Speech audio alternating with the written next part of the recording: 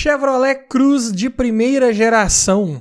Tá pensando em comprar um carro desse, mas tá na dúvida se é um bom carro, se ele vai te atender bem, se a manutenção vai caber no seu orçamento, então vem comigo que nesse vídeo eu vou fazer um levantamento completo de todos os custos envolvendo a compra e a manutenção de um carro desse.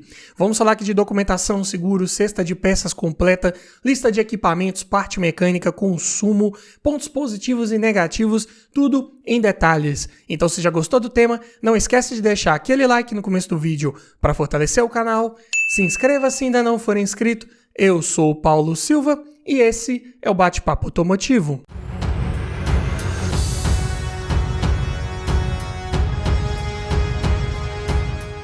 E o Cruze aqui em análise é na versão LTZ top de linha com motor 1.8 16 válvulas flex automático ano 2016. Último ano aí do Cruze de primeira geração, aí já na sua versão facelift. E vamos começar falando aqui dos custos envolvendo a compra de um carro desse. Todos os preços que eu disser nesse vídeo foram cotados em agosto de 2023. Começando aqui pelo valor da tabela KBB, que nesse vídeo vai fazer referência ao veículo em bom estado de conservação, com a quilometragem média de 10 mil quilômetros rodados por ano e preço médio de venda particular. Está em R$ 69.599. Já a tabela FIPE está acima desse valor, R$ 74.905. Então, o que esses dois números aqui nos mostram é que, para as condições aí de conservação, quilometragem, como eu falei, é um carro que está sendo efetivamente negociado e vendido um pouco abaixo aí da tabela FIPE. E uma vez adquirindo um carro desse, você vai precisar fazer a transferência de propriedade dele para o seu nome. E a taxa de transferência esse ano está em R$ 246,81. Também vai precisar colocar as placas Mercosul, se estiver adquirindo esse carro de um outro município e ele não vier com as placas instaladas. Em média, aqui na minha região é cobrado em torno de R$ 300. Então, já no ato da compra, considerando aqui o valor da tabela FIPE, que é o maior valor, então vamos considerar que na pior das hipóteses, você vai desembolsar R$ 75.451,81 para já ter um carro desse aí na sua garagem com toda a parte burocrática resolvida e esse veículo já no seu nome. Mas vamos falar agora aqui de documentação, começando pelo IPVA, que aqui em Minas é recolhido uma alíquota de 4% sobre o valor aí aproximado da tabela FIPE. Então, para esse carro vai ficar em R$ 2.996,20. Taxa de licenciamento, valor cobrado esse ano também aqui no meu estado, é de R$ 33,66. Seguro, que seria bem interessante você pensar em fazer para um carro desse. Eu costumo considerar aqui uma estimativa de 5% sobre o valor aproximado aí da tabela FIPE. Então, para esse carro fica em R$ 3.745,25. Claro que seguro pode variar dependendo da sua idade, da cidade que você mora, do uso que você faz desse carro. Vai depender também se você já tem bônus de seguros anteriores que você já tenha feito ou não. Também pode depender ali da seguradora que você fizer uma cotação. Então, para cada realidade, esse valor aqui pode ser maior ou menor. Falando agora de inflação que esse carro teve aí no seu preço nos últimos 3 anos, para isso, vamos pegar o valor dele de tabela cotada exatos 3 anos atrás, ou seja, em agosto de 2020 esse carro estava avaliado em R$ 57.535, conforme a tabela FIPE. Então, olha só como subiu de preço. Diminuindo do valor de tabela atual e dividindo por 3, esse carro teve uma inflação média por ano nos últimos 3 anos de R$ 5.790, ou 10,06%. No acumulado dos últimos 3 anos, em torno de 30%, um pouco mais aí que esse carro inflacionou de preço. Então, tá bem mais caro do que comparado com 3 anos atrás. Então, não dá para estimarmos aqui como vai ser o preço desse carro daqui a 3 anos para calcularmos uma possível depreciação que ele possa sofrer. Então, vamos somar aqui apenas o que de fato vai sair do seu bolso todo ano para você manter um carro desse, que é IPVA, licenciamento e um possível seguro que você queira fazer.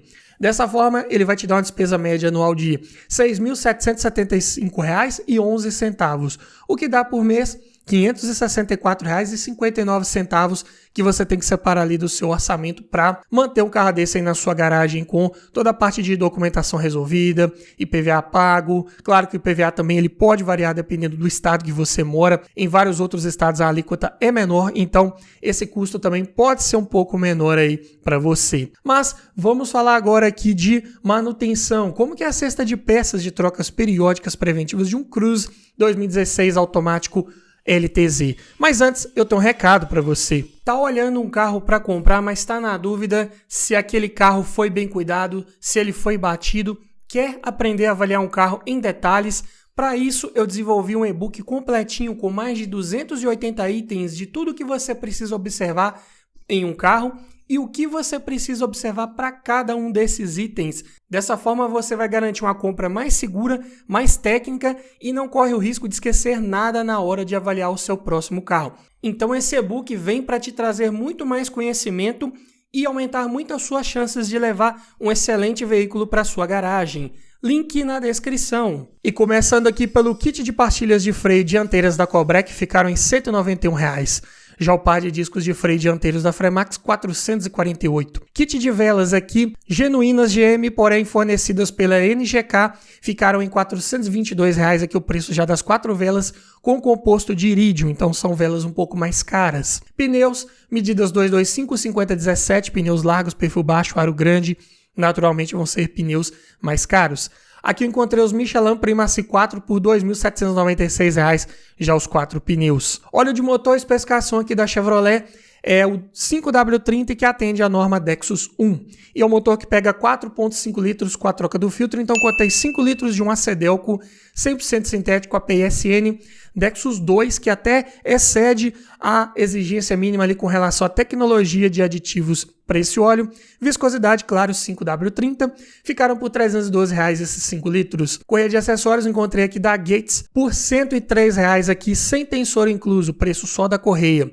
E essa é uma correia de longa duração. Lá no manual do proprietário indica uma troca a cada 100 mil quilômetros ou 10 anos, o que ocorrer primeiro. Então, é uma correia que, além de ser bem barata, ainda se paga muito no longo prazo, se torna ainda mais barata porque tem uma excelente durabilidade. Já o kit de correia dentada, aqui também cotei da Gates, e aqui é um kit que já vem com tensor e polia auxiliar inclusos.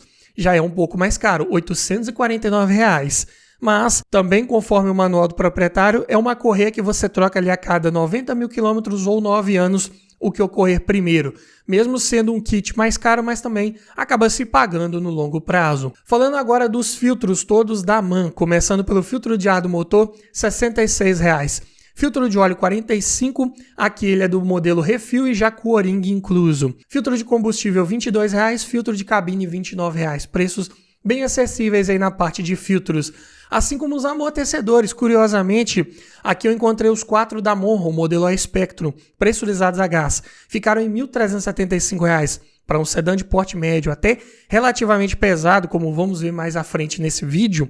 Eu digo que os amortecedores aqui estão num preço até bem razoável, são amortecedores bem dimensionados para a carroceria desse carro, para o peso, então tudo certo. E é claro que aqui não estão inclusos kits de batentes, coxinhos, coifas, nada disso. É o preço só dos 4 amortecedores. E é um carro de transmissão automática, né? Vamos falar aqui da troca do fluido do câmbio. A exigência aqui da Chevrolet é um óleo que atenda à norma Dexron 6, né? O Dexron VI. E é uma transmissão que pega 8,5 litros, considerando a troca completa. Então, cotei 9 litros de um óleo Acedelco que atende a essa norma Dexron 6. E também cotei juntamente aqui um filtro da Vega, porque de nada adianta você colocar um óleo novo e continuar com o filtro velho, não é verdade? Então, 9 litros de óleo mais filtro ficaram por R$ 1.105, preço aí também na média para uma manutenção desse tipo aí numa transmissão automática. E é claro que não está incluso aqui valores de mão de obra, né? Porque pode variar dependendo do processo de troca que você for fazer, depender da oficina também. Então, aqui é o preço só de óleo mais filtro. Então, somando aqui a cesta de peças de trocas periódicas preventivas de um Cruze 2016 automático, fica por R$ 7.763, um preço um pouco mais elevado, né? Um carro de manutenção um pouco mais cara. Temos alguns vilões aqui, né? Por exemplo, os pneus são bem caros aqui, mesmo você comprando de outra fabricante, de várias outras aí que talvez encontre com preço um pouco mais acessível, mas não vai baixar tanto assim de preço. Então, na realidade, são pneus sempre mais caros aí para o Cruze. Além disso, o kit de velas também um pouco mais caras, né? Aí com composto de iridium. Correia dentada também, o kit é bem mais caro. Então, mesmo sendo peças que você vai diluindo o seu custo ao longo do tempo, acaba que quando você precisar trocar, vai ter que desembolsar um valor maior aí de uma vez. infelizmente. Mas vamos falar agora dos custos envolvendo abastecimento, começando pelo custo do tanque cheio. É um motor flex, porém a gasolina está com um preço proporcionalmente mais vantajoso comparado ao etanol, pelo menos aqui na minha região. Está numa média de R$ 5,39 o litro e esse carro tem um tanque até grande, de 60 litros de capacidade. Então fica em R$ 323,40 para enchê-lo. E tem que ser um tanque um pouco maior mesmo, porque o consumo desse carro é mais elevado. Na cidade, falando aqui em dados de ficha técnica, é um carro que faz 6,1 km por litro com etanol, 9,1 com gasolina.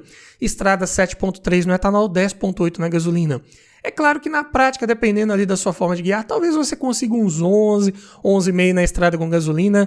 Eu digo que não muito mais que isso, é um carro mais pesado, câmbio automático, então acaba jogando um pouco contra na questão do consumo. O motor em si já tem uma tendência de ser um pouco mais gastador, infelizmente, mas como ele tem um tanque um pouco maior, a autonomia não fica das mais prejudicadas. Na cidade, com etanol, esse carro pode rodar 366 km, com gasolina 546. Estrada com etanol 438, com gasolina 648 km. Autonomia na média aí, nada para se decepcionar muito. Mas vamos falar agora aqui de lista de equipamentos, versão LTZ, top de linha, ano 2016. É um carro que já vem de série equipado com direção elétrica com ajuste de altura e profundidade, vidro elétrico nas 4 portas, travas elétricas, retrovisores elétricos com rebatimento, alarme, rodas de liga leve, ar-condicionado digital, computador de bordo, controlador de velocidade, bancos de couro, faróis e limpadores de acionamento automático, retrovisor fotocrômico, chave presencial, sistema de partida remota pela chave, Além de 6 airbags, mais ABS, cinto de 3 pontos e apoio de cabeça para todos os ocupantes, controle de tração e estabilidade, faróis e lanternas de neblina, luzes de rodagem diurna que vieram disponíveis a partir do facelift de 2015, além de Isofix, sensor de estacionamento traseiro, sistema de chamada de emergência SOS ali pelo sistema OneStar da Chevrolet. E o sistema de som vem de série também já equipado com leitor de CD, USB, Bluetooth, comandos no volante, GPS integrado, além de informações de trânsito em tempo real e mais serviço de concierge também acoplado ao OneStar lá da Chevrolet. Então, a partir de uma assinatura que você paga ali mensal ou anual, você tem um atendente à sua disposição para te indicar ali, por exemplo, rotas de GPS, pontos ali de restaurantes, outros pontos de interesse que você queira e várias outras dicas interessantes. Então, é um sistema que já vem acoplado e bem interessante, mas contei com uma excelente lista de equipamentos com certeza. Falando aqui agora de conjunto mecânico, equipado com o conhecidíssimo motor da linha Ecotec, de código N18XFF, duplo comando de válvulas no cabeçote acionado por correia dentada de longa duração, variador de fase para os 2 comandos e tuchos hidráulicos. Configuração bem interessante para gerar 140 cavalos de potência na gasolina, 144 no etanol, a 6.300 RPMs.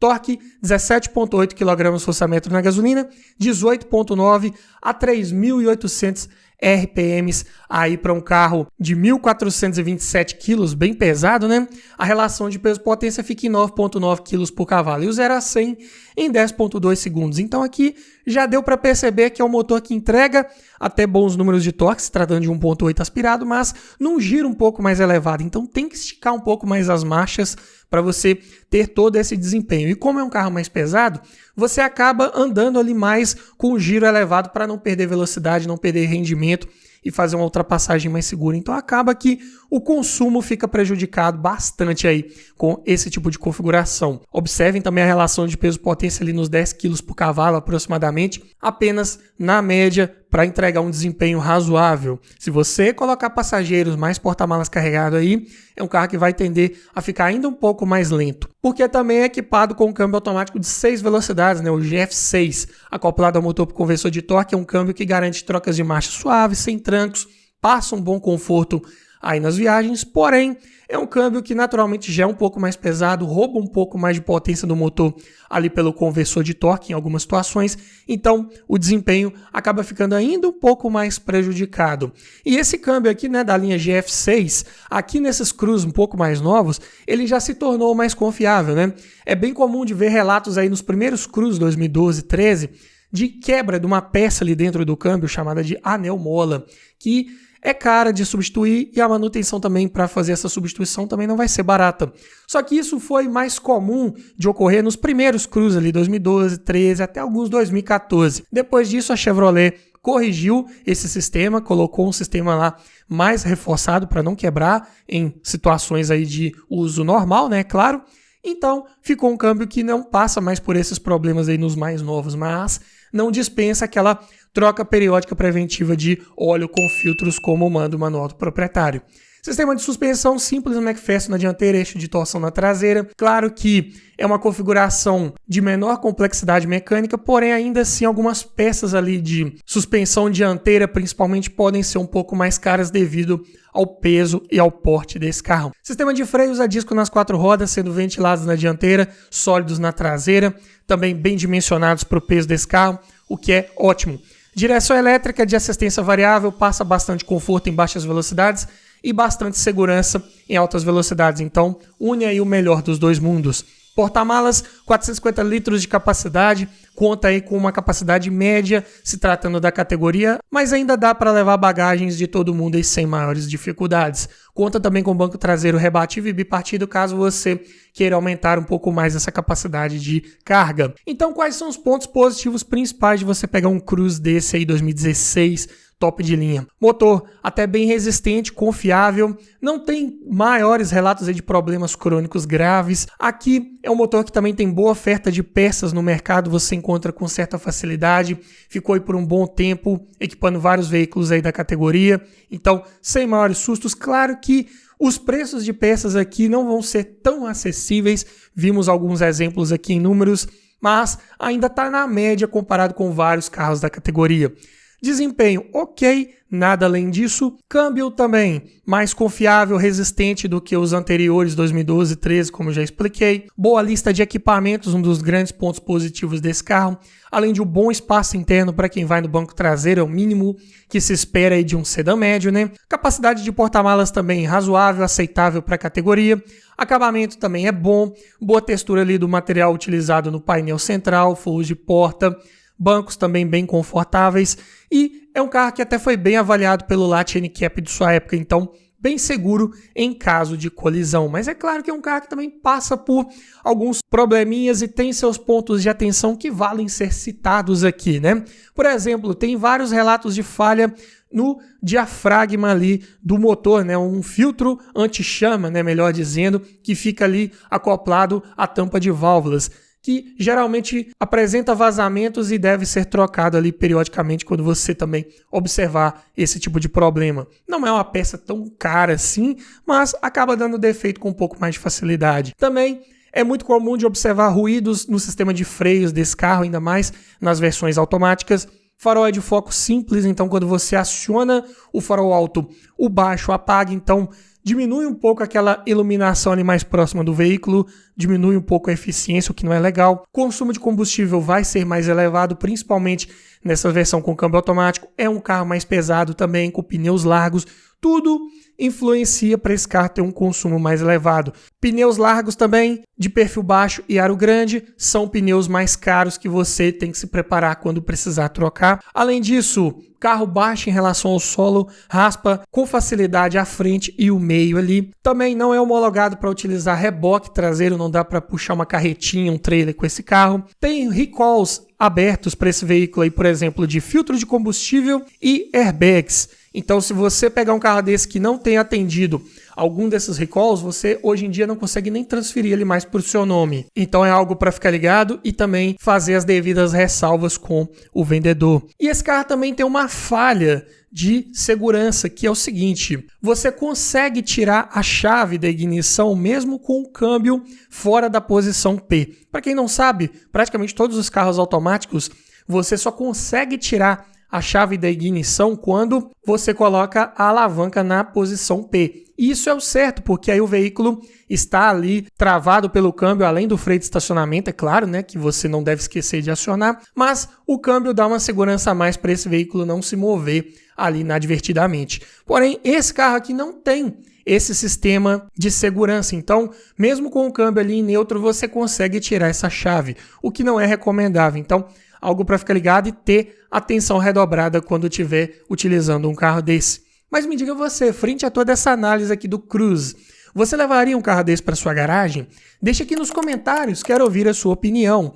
E se você gostou desse tipo de vídeo, eu vou deixar aqui no final uma playlist completa com vários vídeos nesse formato, para você que ainda não se decidiu entre um Cruze, um outro carro da categoria ou até de outras categorias. Aqui você vai encontrar o vídeo que vai te ajudar a escolher o melhor carro para sua garagem. E no mais é isso, obrigado por assistir, aquele abraço e até o próximo vídeo.